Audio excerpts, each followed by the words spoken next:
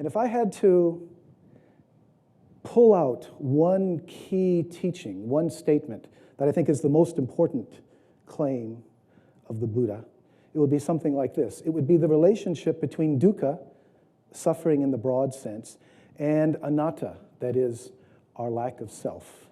In other words, what Buddhism is saying is that the suffering, the deepest suffering, the most problematical suffering, the hardest one for us to really address, has to do with the delusion of a separate self. That is, the feeling that I'm inside here and the rest of the world is out there. For Buddhism, you could say that this sense of separate self is itself dukkha. There's dukkha built into it. In contemporary terms, I think we have ways to understand that maybe people couldn't in the time of the Buddha. That we can say, we know psychologically how it is that the sense of self is a construct. Babies aren't born with it, but in the process of growing up, being socialized, learning language, and so forth, we do gain a sense of self. And the point here is the sense of self is a sense of me, as it were, inside, and therefore that's distinct from the outside.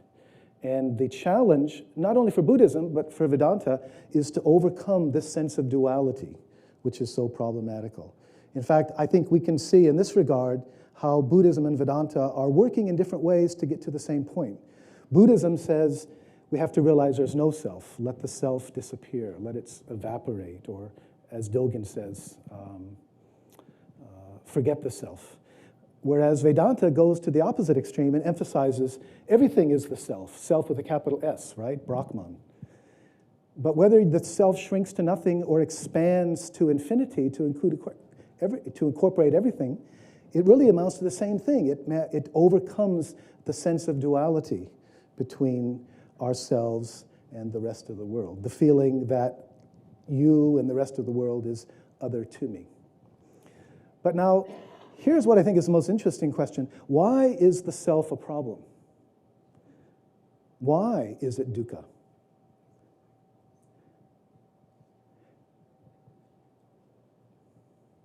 And I think we can be pretty clear if you think about it. Because the truth is, in the process of the self being constructed, it's not as though a real thing is being made.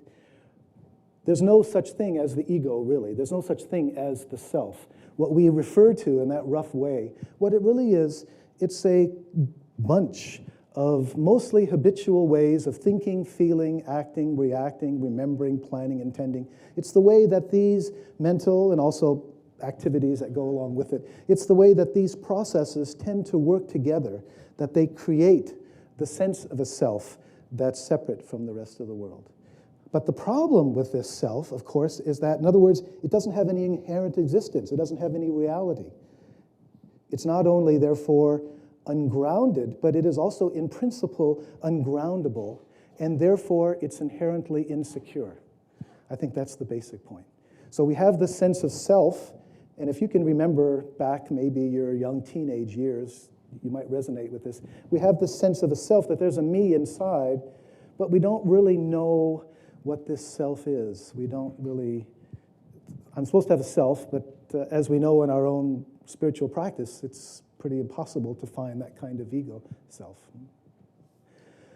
The way that I like to usually, or the way I prefer to describe this, is to say that our sense of self is normally haunted by a sense of lack, by the feeling that something is wrong with me, something is missing, something isn't quite right.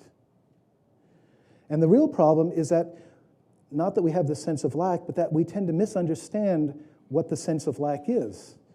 We don't understand that it's rooted in the very insecurity, the lack of reality of this ego function.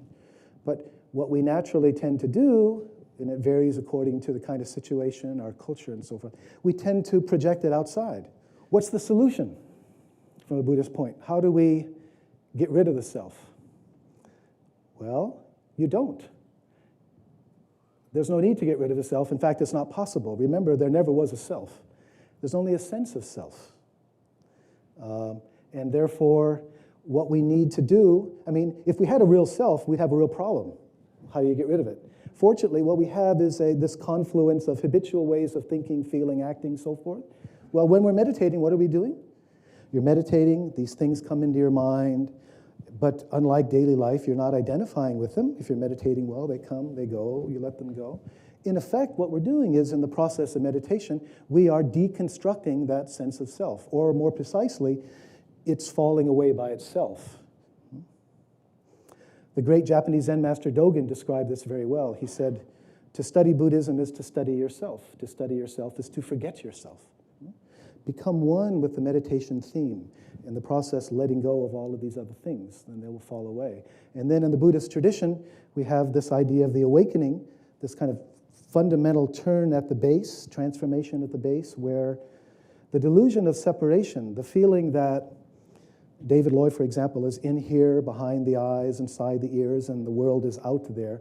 There's a kind of flip, a letting go, a falling apart. And it's the realization, I'm not in here, I'm all of this. I'm one of the ways in which all of this comes together. And of course, so are each and every one of you, each and every one of us. Really, the only difference between us and a Buddha is that a Buddha fully realizes this, his true nature, and lives according to it.